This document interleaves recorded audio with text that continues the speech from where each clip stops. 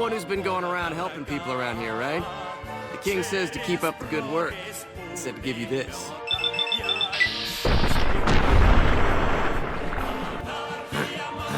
My eye? A scum-humping water baron did this to me. No one talks trash about my eye. That's it. No one insults the eye.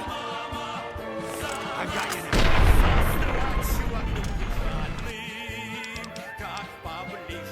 You like it any better if I tell you to fuck off?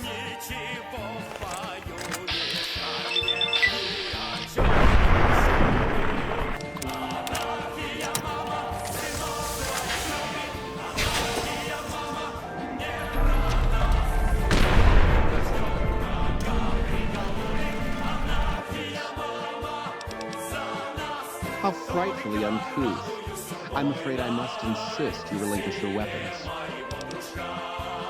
Well, I never.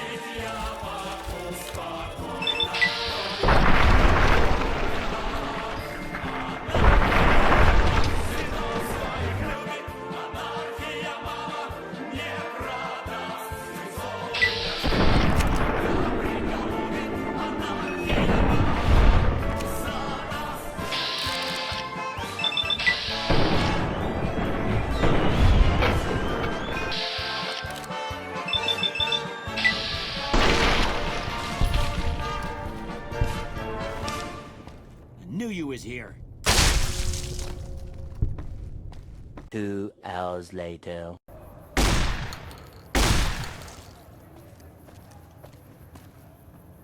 Give me all your cap.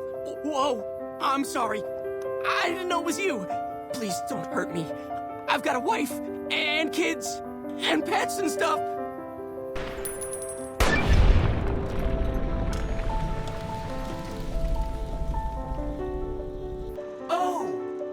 Again. Can I help you with something else? You already took care of Mr. House? Wow, staging area east of the dam. Attack it. Great! So I've been looking over Mr. House's force projections and running some calcul. It turns out there you could route the dam.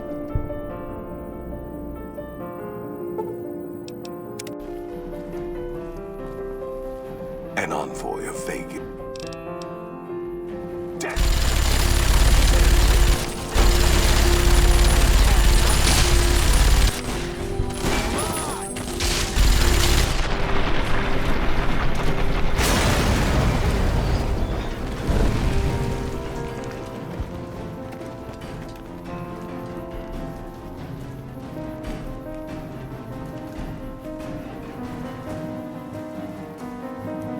Caesar on the cross.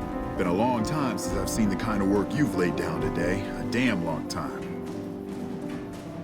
I think you're cast out enough to know my chances are pretty good. And like I said, I'm not leaving the dam now the Legion's been broken.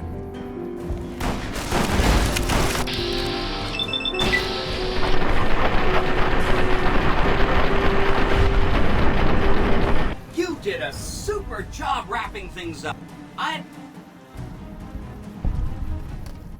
And so the courier who had cheated death in the cemetery outside Good Springs cheated death once again, and the Mojave wasteland was forever changed.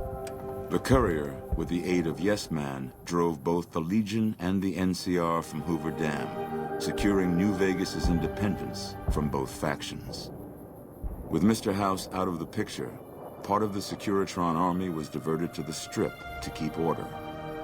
Any chaos on the streets was ended. Quickly. Chaos became uncertainty, then acceptance with minimal loss of life. New Vegas assumed its position as an independent power in the Mojave. Supporting all of the chaos that comes with independence, the courier was the woman responsible for a truly free New Vegas. She ensured the fall of Mr. House and the end of the Legion's and NCR's influence over New Vegas. Though some super mutants in Nightkin continued to journey to the legendary Utopia, they found little trace of its existence.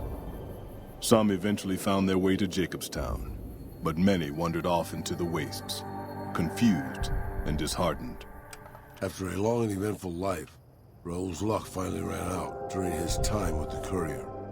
With little law left in the wasteland, the Brooms continued to defend themselves against the prospectors and scavengers invading their territory.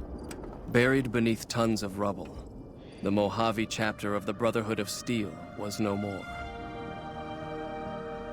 Those few who were outside the Hidden Valley bunker when it was destroyed settled into new lives, or headed west to find a new chapter to join. Their leaders destroyed by the courier, the fiends scattered throughout the wasteland.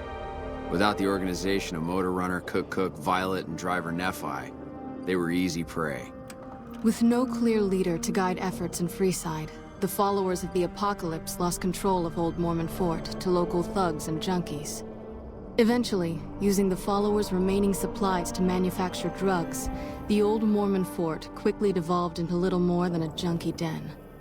Travelers continued to stop by Goodsprings Source for water on the Long 15, but rarely would anyone venture into the ruins of Goodsprings itself. Those who did were almost always tourists, come to visit the graveyard where the courier rose from the dead.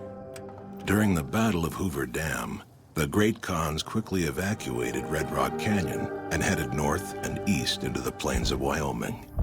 There, they reconnected with the followers of the Apocalypse and rebuilt their strength. Bolstered by ancient knowledge of governance, economics, and transportation, they carved a mighty empire out of the ruins of the Northwest.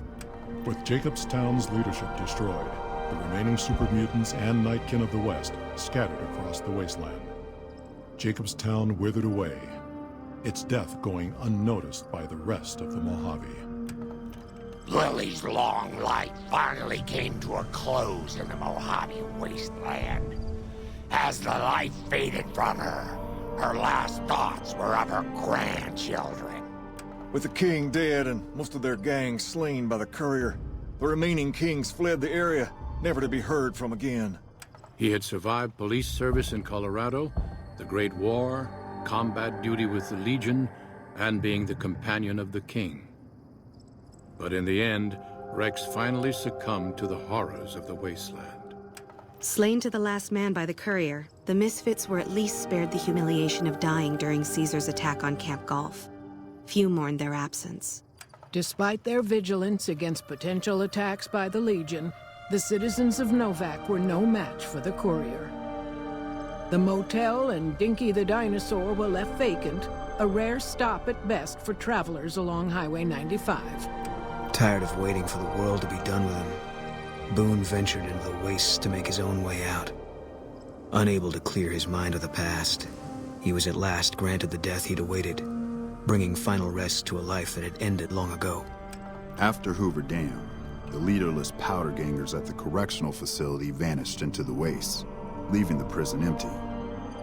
The correctional facility became another abandoned ruin in the wasteland, its carcass occasionally picked over by enterprising prospectors. With Cook dead, the powder gangers at Vault 19 fell apart. Those who weren't destroyed by the courier fled into the hills or attempted to work their way back through the Mojave wasteland. Few survived. Prim Slim proves to be an able-minded, if not able-bodied, sheriff for Prim. And due to his slow speed, some crooks get away without a scratch. But Prim continues to prosper under his watchful, robotic eye. And so the courier's road came to an end, for now. In the new world of the Mojave Wasteland, fighting continued, blood was spilled, and many lived and died just as they had in the old world. Because war never changes.